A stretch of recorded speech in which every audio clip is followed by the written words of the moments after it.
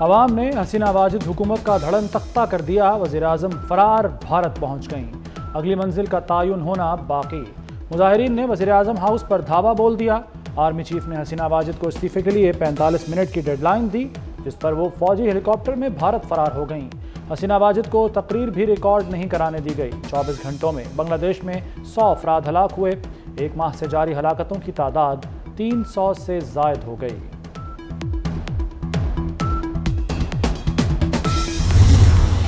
بنگلہ دیش میں army chief کی سربراہی میں اجلاس، سابق وزیر اعظم خالدہ ضیاء اور گرفتار 11,000 مظاہرین کی رہائی کا فیصلہ۔ بنگلہ دیشی فوج کا آج صبح کرفیو ختم کرنے کا اعلان، اسکول اور کاروبار دوبارہ کھل جائیں گے۔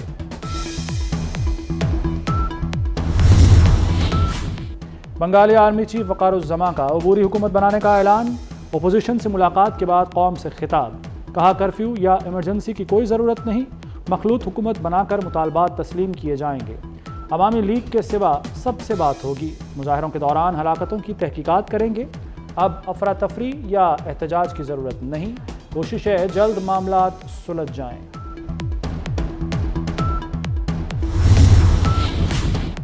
مخالفین پر پابندیاں اور پھانسیاں دلانا بھی کام نہ آیا، انٹرنیٹ بندش، کرفیو لگانا اور مقدمے بنانا بیکار گیا۔ طلباء نے ایک ماہ میں حسینہ واجد حکومت کے در و دیوار ہلا دیے، حسینہ واجد کے استعفے پر ملک بھر میں جشن، عوام کی بڑی تعداد سڑکوں پر موجود، مظاہرین نے شیخ مجیب کے مجسمے اور یادگاریں توڑ ڈالی، مظاہرین نے عوامی لیگ کا ضلعی دفتر بھی جلا دیا۔ مظاہرین کا ایوان اقتدار میں جشن، عوام پی ایم ہاؤس سے قیمتی سامان اٹھا کر لے گئے، وزیر اعظم ہاؤس میں گھسے عوام شاہی کھانا کھا گئے، ایک شخص پوری مچھلی اٹھا کر بھاگتا نظر آیا، وزیر اعظم ہاؤس کے بستر پر نوجوان جوتے پہن کر ہی لیٹ گیا، نوجوانوں کی سرکاری کشتی میں جھیل کی سیر، پارلیمنٹ کے اندر نوجوانوں کی مستیاں، نشستوں پر بیٹھ کر ویڈیوز بنوائیں۔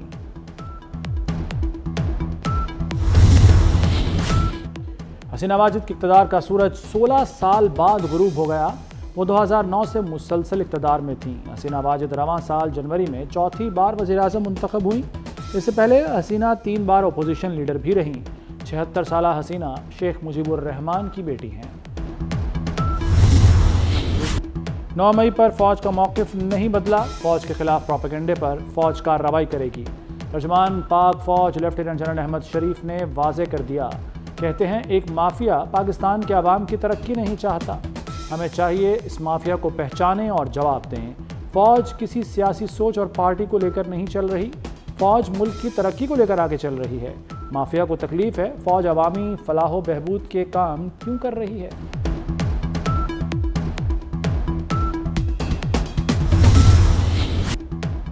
بلوچ یکجہتی کمیٹی دہشت گردوں کی پراکسی ہے، کمیٹی کو پرامن احتجاج کی اجازت تھی، انہوں نے آگ لگائی، سڑکیں روکی، ان کا دشمن سے گٹھ جوڑ ہے۔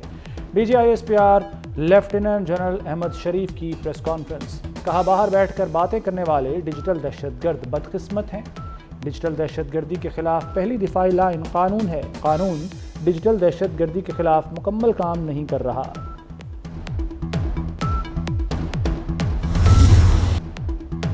5 اگست 2019 کو کشمیریوں کے حقوق کو غصب کیا گیا، بھارت کبھی مقبوضہ کشمیر کو حصہ نہیں بنا پائے گا، بھارتی قبضے سے آزادی تک مدد کرتے رہیں گے۔ وزیر اعظم شہباز شریف کا آزاد کشمیر قانون ساز اسمبلی کے خصوصی اجلاس سے ویڈیو لنک خطاب، کہا وادی لاکھوں کشمیریوں کے خون سے سرخ ہو چکی، کشمیریوں کی قربانیاں رائیگاں نہیں جائیں گی۔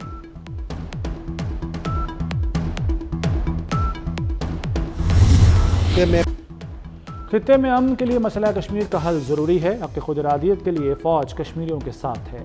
افواج کا یوم استحصال کشمیر پر بھارت کو واضح پیغام، لیفٹیننٹ جنرل احمد شریف نے کہا کہ بھارتی اقدام خطے کے لیے خطرہ ہیں، چیئرمین جوائنٹ چیفز اور سروسز چیفز کے پیغام بھی جاری، مقبوضہ کشمیر کے عوام کے ساتھ اظہار یکجہتی کیا گیا۔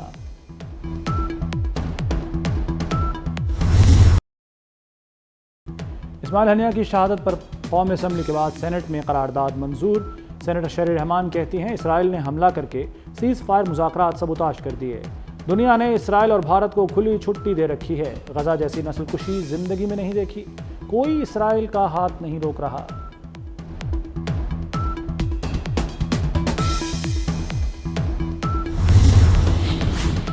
مشرق وسطی میں کشیدگی میں اضافہ، ایران نے ملک کے مرکز، مغرب اور شمال مغرب کے لیے فلائٹ آپریشن نوٹس جاری کر دیا۔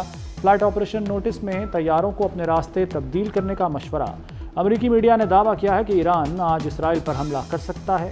ایران کا حملہ 13 اپریل جیسا ہو سکتا ہے۔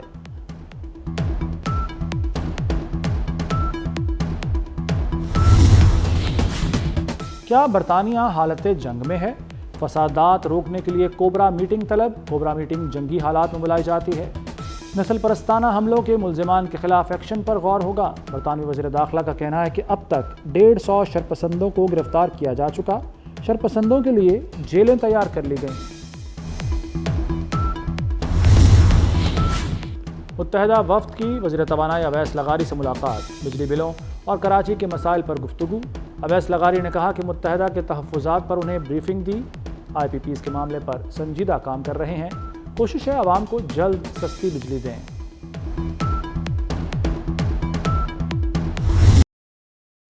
وزیر اعظم نے پاور سیکٹر میں اسٹرکچرل ریفارمز پر عمل درآمد کے لیے ٹاسک فورس قائم کر دی۔ وفاقی وزیر پاور اویس لغاری 8 رکنی ٹاسک فورس کے چیئرمین ہوں گے۔ نیپرا، سی پی پی اے، پی پی آئی بی، ایس ای سی پی کے ارکان بھی فورس میں شامل ہوں گے۔ ٹاسک فورس 1 ماہ میں آئی پی پیز کو کیپیسٹی پیمنٹس میں کمی سے متعلق سفارشات پیش کرے گی۔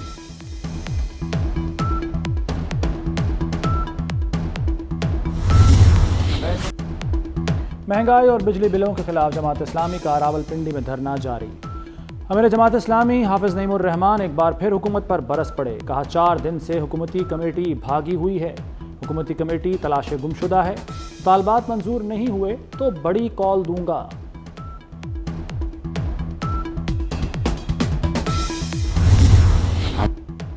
لاہور میں قذافی اسٹیڈیم کی تعمیر نو کی تقریب۔ وزیر اعظم شہباز شریف بھی chairman P C B Mohsin Naqvi کے معترف نکلے۔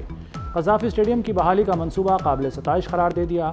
شہباز شریف نے کہا امید ہے محسن نقوی ترقیاتی منصوبوں کی طرح یہ منصوبہ بھی جلد مکمل کریں گے۔ پاکستان کرکٹ ٹیم میں میرٹ کو یقینی بنائیں گے۔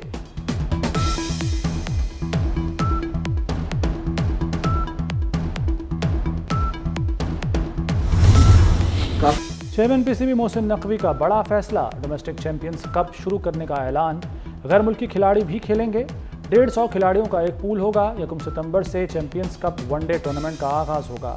محسن نقوی قذافی اسٹیڈیم میں پریس کانفرنس۔ کہا ہمارا ڈومیسٹک کا نظام برا نہیں، اسے بہتر کرنے کی ضرورت ہے۔ کھلاڑیوں کے معاوضے اور میچ فیس بھی بڑھا دی۔ کیٹیگری 1 کے کھلاڑی کو 5.5 لاکھ روپے ملیں گے۔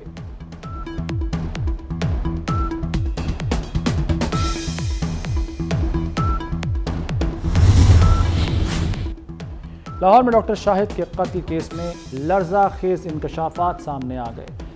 بیٹے نے دوست کے ساتھ مل کر باپ کے قتل کا منصوبہ بنایا۔ پولیس نے مقتول کے بیٹے قیوم کو دوست سمیت پکڑ لیا۔ قیوم ایک لڑکی سے پسند کی شادی کرنا چاہتا تھا۔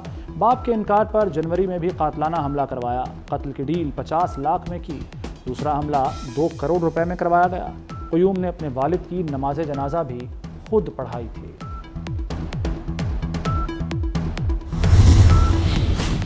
عظمہ بخاری کی جعلی تصاویر وائرل کرنے کا معاملہ۔ سوشل ایکٹیوسٹ فلک جاوید کے خلاف درخواست پر سماعت۔ عدالت نے وفاق سے ایکس کے استعمال بارے 29 اگست کو رپورٹ طلب کر لی۔ چیف جسٹس نے کہا کہ معاملہ کافی سنجیدہ ہے، اس کی تہہ تک جاؤں گی۔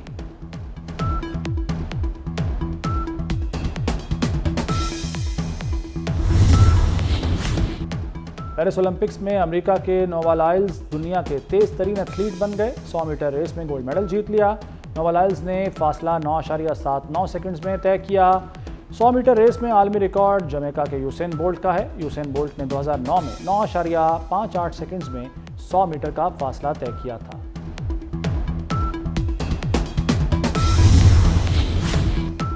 اور پیرس اولمپکس میں سنسنی خیز مقابلے۔ چین نے امریکہ سے پہلی پوزیشن چھین لی۔ چین 21 گولڈ اور 17 سلور میڈلز کے ساتھ پہلے نمبر پر۔ امریکہ 19 گولڈ 29 سلور میڈلز کے ساتھ دوسرے نمبر پر۔ فرانس کی تیسری اور آسٹریلیا کی چوتھی پوزیشن۔